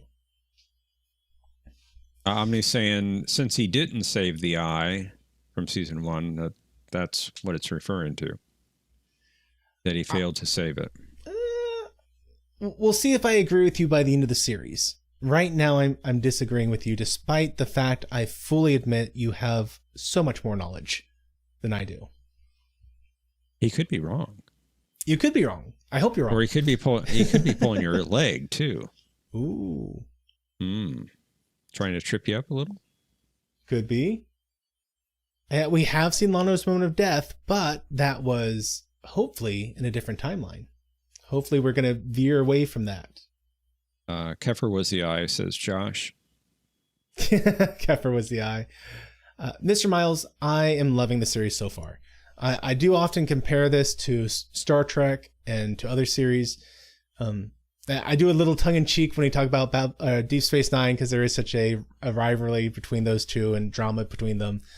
But I love the series, and I love the way it is so different from other sci-fi series of the time. And that JMS sat down and planned out. Like, this is clearly so methodically planned out. And it was definitely. He's doing such a good job of taking the story beats that he planned and integrating them into episodes. There was one episode we watched recently that was a bit of a weak episode. But the fact that Grey I have 17? to go... Is that what it was? Yeah. Yeah, Grey 17. So yeah, just the last episode. Bit of a weak episode.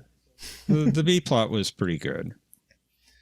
But the fact that I'm like out of a 22 episode long series or season, the fact that there is one episode so far where I go, it was a little weak. But as Jeff said, it had a strong B plot. Like, that is phenomenal. And all 22 episodes were written by the same writer, JMS. Yes, I have seen Farscape, one of my top favorite sci-fi series. Oh, that's a great series. I agree. And it's interesting that these two were such outliers in the way that really sci-fi was being done. Because at the time, there was a major legitimate concern that if you miss an episode in a ongoing serial format, then you would be left in the dark. Like, hey, I don't know what's going on.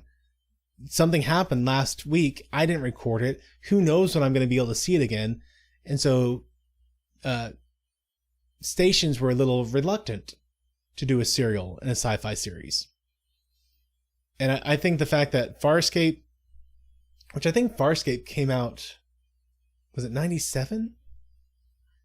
Yeah, it was somewhere around that, 98 maybe, 99.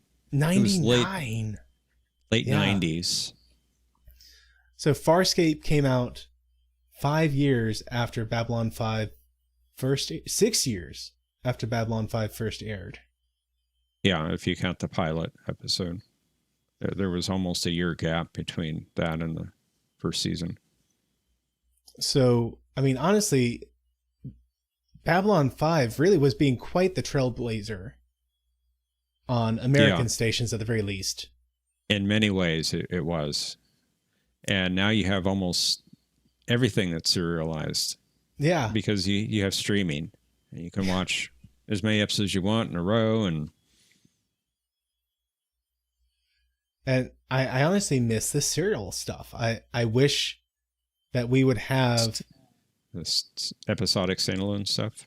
Oh yeah, episodic. Excuse me, I said serial again. I wish we had an episodic Star Trek. Can you imagine? Oh, yeah. Well, supposedly that's what that strange neurological weirdness series is supposed to be, but it's not good. I don't know about that. I don't know about that. Good point, John. He says he wishes we had Star Trek at all. That's true.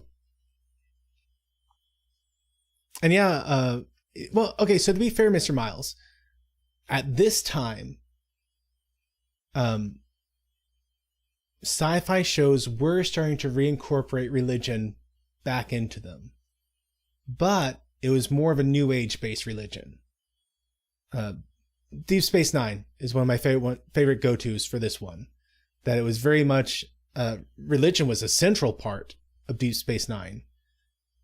But it was more of a New Agey religion as opposed to a Western Christian Judeo religion. Same thing with Farscape. Zahn, very religious, but more in a New Agey spiritualism religion as opposed to a direct worship of some religion. But like you said, I mean, we talked about one of the first season episodes involved a showcasing of here's this long row of religious individuals from Earth. And Sinclair was very worried about making sure, like, hey, we're supposed to showcase Earth's religion, but we have such a diverse set of religions on Earth. How do I do this justice? How do I show each one respect?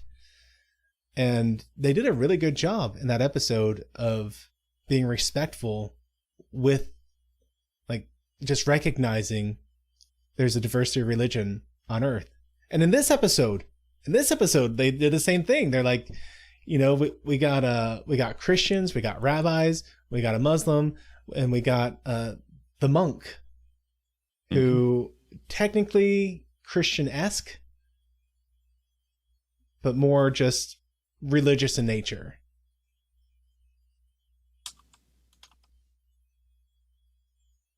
Yeah. Omni, you will have to tell me when the Muppet episode is. I confess I have a soft spot in my heart. Don't do it, Matthew. For don't do Muppet it. episodes. No, I do. No, don't do it. No, don't do it.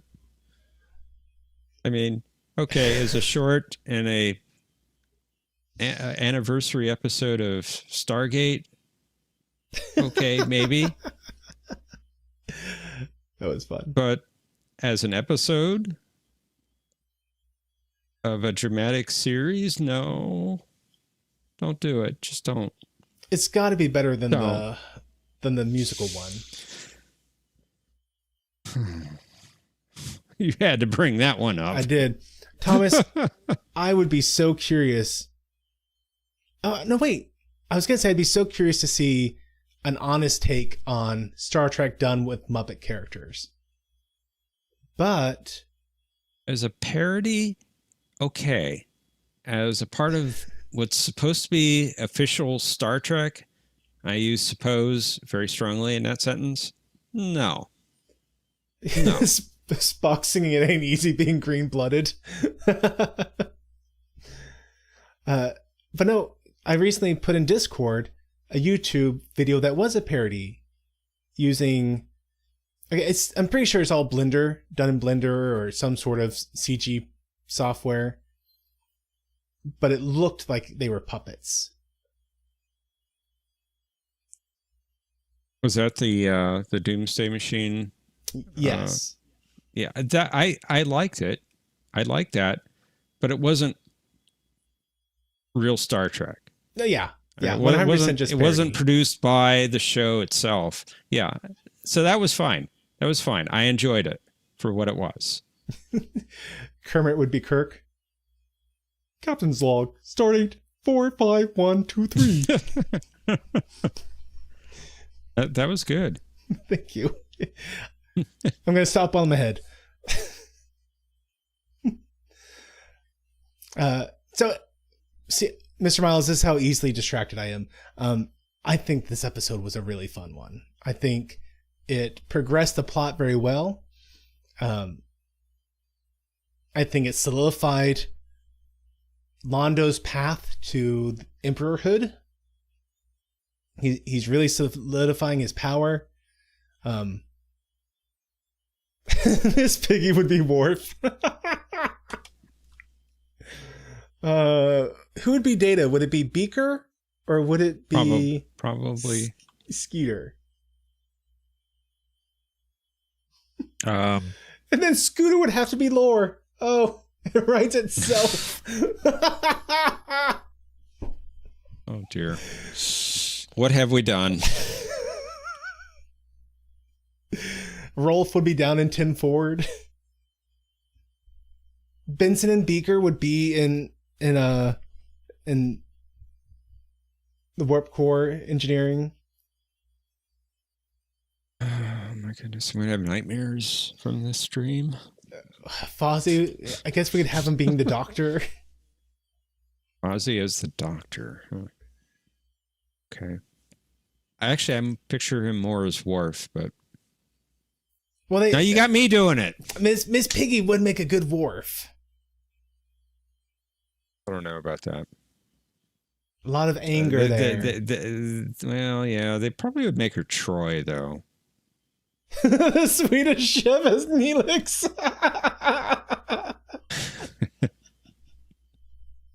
That was good, John. That was good. I admit, that was good.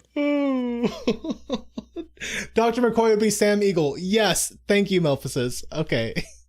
Or would Sam Eagle be Spock?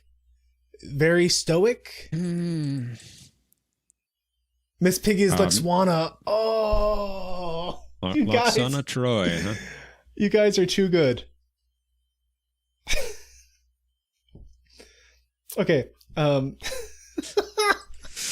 Oh dear. You guys are way too good at this. You call Jim Henson. We got an idea for you.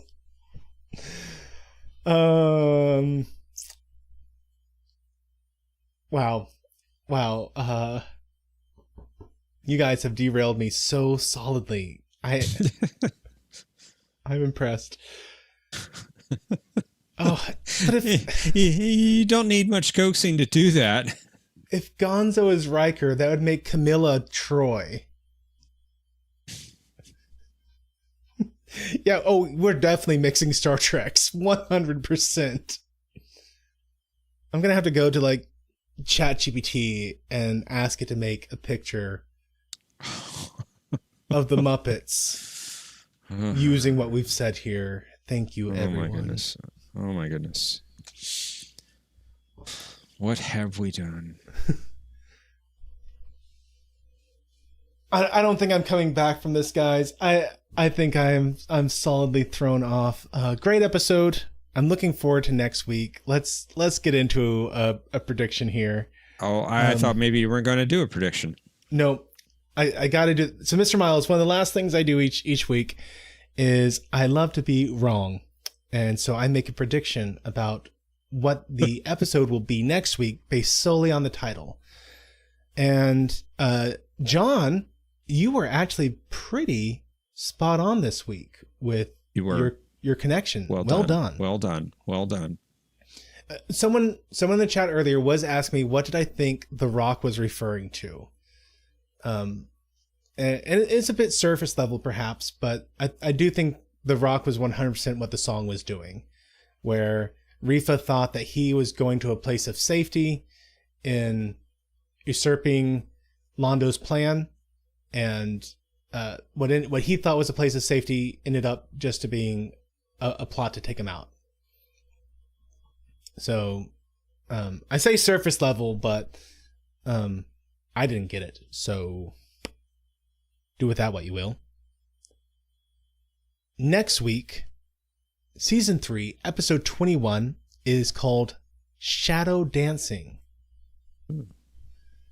So I see this being a play on words. So on the one hand, you have the concept of like shadow boxing, where you pantomime the motions, you go through them, but you're not actually hitting anything. You're just practicing the motions. So that's one aspect. So shadow dancing would be, you practicing the foxtrot by yourself. You're shadow dancing. At the same time, the play on words here is that you actually have the shadows. What's my batting average right now? -1,000? No, I'm at like 0.5, maybe. I get pretty close 1 out of every 10 episodes. I think you're a little better than that. Franklin returns in his new role as the dancing doctor. No, I think that dancing doctor, that we are going to be kind of like going through the motions of fighting the shadows. That we this episode we saw how what looked to be randomness was actually them specifically avoiding a certain area for the purpose of corralling people into a space they think is safe so that they can attack them and wipe out a major opposition. And so I think we're kind of going to be trying to get everyone to realize that this is their plan and moving against them. So instead of, and I think they kind of did this throughout, wartime in general, in real life, where you wouldn't make it obvious you were moving your troops, but hey, there would be a lot of increased train activity of just passenger trains in general toward the front line. And so you'd look at these events and go, hey, what's really going on is that they're secretly moving their troops and they're being very discreet about it instead of being overt. And I think that we're going to be doing the same sort of going through the motions where we're trying not to make it obvious that we know that you know that we know that you know,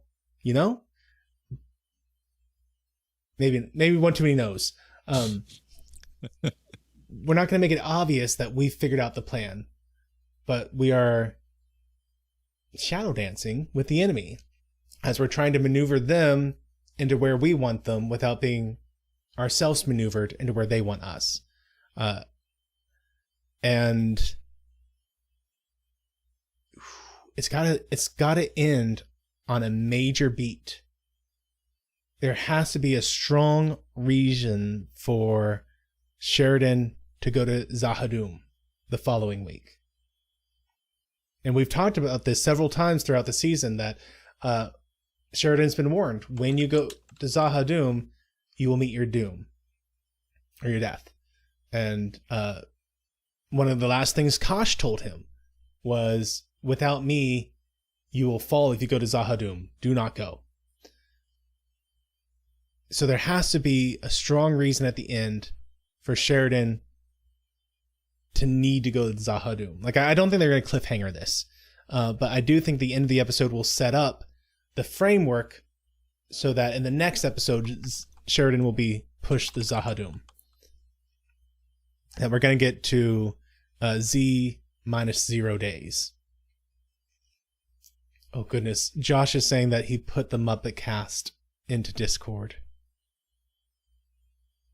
Y'all guys look forward to that. Jump to the Discord. You can see it. I'm not. Yeah. I'm not going to pull it up. I can't wait. I can't wait.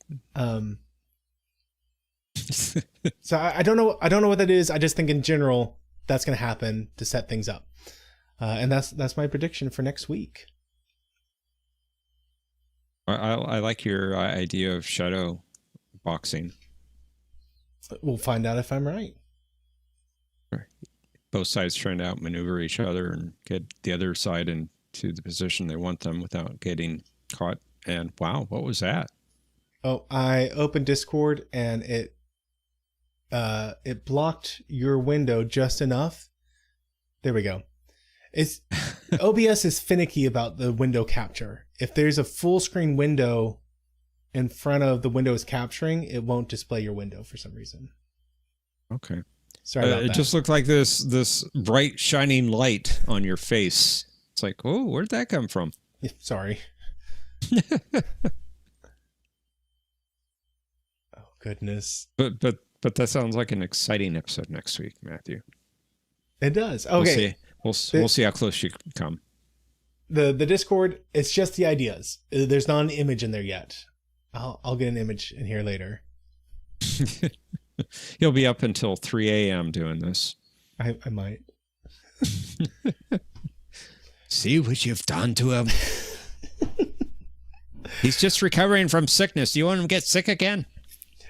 Oh, gosh. Everyone, thank you so much for hanging out with us tonight. I look forward to seeing you at next week at our usual hour of scampering when we look at Season 3, Episode 21, Shadow Dancing.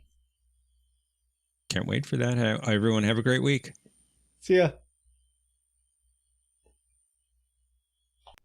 Thanks for watching this video. If you enjoyed it, please be sure to hit that like button and share it with your friends. If you haven't subscribed yet, I hope you will. And be sure to hit that bell icon to be notified of all the updates I do on this channel. If you want to support the work I'm doing here, then I hope you'll consider becoming one of my Patreons, where you'll get early access to all kinds of videos. And until the next time, may the Lord bless you and keep you. May he cause his face to shine upon you and be gracious to you. May the Lord lift up his countenance upon you and give you peace. Amen.